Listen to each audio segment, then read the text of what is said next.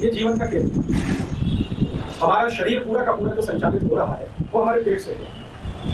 कई बार आपको कोई पूछे कि आपके शरीर का सबसे मुख्य अंग कौन सा है, तो शायद आप उत्तर देंगे हृदय, हार्ट। लेकिन हार्ट के लिए भी पेट है जो एनर्जी दे रहा है, ऊर्जा दे रहा है। जो पेट नहीं है तो हार्ट भी काम नहीं कर सकता। तो आपके शरीर का सबसे मुख्य अंग है वो पेट है आपका, क्योंकि आपके हार्ट को चलाने के लिए रक्त चाहिए, ब्लड चाहिए।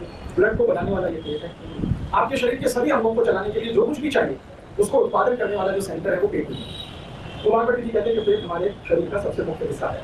और दूसरी बात वो ये कहते हैं कि जिंदगी में 90% रोग इसी पेट से उत्पन्न होते हैं, 90%। आपको मैं कुछ डिसीज के नाम लूँ तो आप हैरान हो जाएंगे। जैसे हार्ट डिसीज। हार्ट डिसीज में आप क्या जानते हैं? आपने सुना एक बीमारी है हार्ट अटैक, हृदय घात। आपने एक नाम सुना है दूसरी बीमारी कार्डियक अरेस्ट, हृदय फेल हो जाए, कार्डियक अरेस्ट। ये दोनों सीरियस बीमारियां हैं, लेकिन इन दोनों का पैदा होना पेट से शुरू होता है। हार्ट तक तो ये तब पहुंचती है जब आप मरने के नजदीक होते हैं। शुरुआत इसकी पेट से होती है।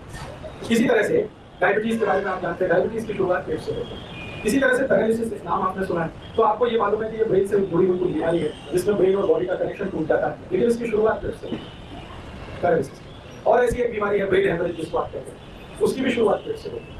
आपके जॉइंट्स में पेन होता है, अर्थराइटिस है, घुटने दुख रहे हैं, कमर दुख रही है, कंधा दुख रहा है, हड्डियां दुख रही है, इनकी शुरुआत पेट से होती है। हालांकि घुटना पेट से बहुत दूर है, लेकिन बीमारी की शुरुआत पेट से होती है। तो अगर आप कुल बीमारियों की लिस्ट करें, भारत में आयुर्वेद चिकित्सा में बीमारियों की संख्या 148 है, 148 डिसीज है, जिसमें सबसे खराब बीमारी जिसको आप कैंसर कहते हैं और सबसे आसान बीमारी जिसको आप सर्दी जुकाम कहते हैं। सर्दी जुकाम से शुरू करके कैंसर तक होने वाली कुल बीमारियां 148 हैं। इन 148 बीमारियों में लगभग 135 बीमारियां हैं जो पेट से शुरू होती हैं। मात्र 12 या 13 बीमारियां हैं जो पेट के बाहर से। तो मार्गरेट जी ये कहते हैं कि जब ज्यादा बीमारियां 90% पेट से हो रही है तो आप पेट को दुरुस्त रखें। जिनका पेट अच्छा है उनके जीवन में सब कुछ अच्छा है। अब पेट को दुरुस्त रखने के लिए क्या करना है, उसके उन्होंने कुछ सूत्र दिए हैं। उनमें से मैं आपको कुछ सूत्र बोलता हूँ। उसमें पहला सूत्र है उनका जीवन में, वो कहते हैं कि जिंदगी भर आपका पेट अच्छा रहे, काम करता रहे, तो उसके लिए उन्होंने कहा है कि खाना खाने के बाद कभी भी पानी नहीं पीना। ये उन्होंने सूत्र में कहा।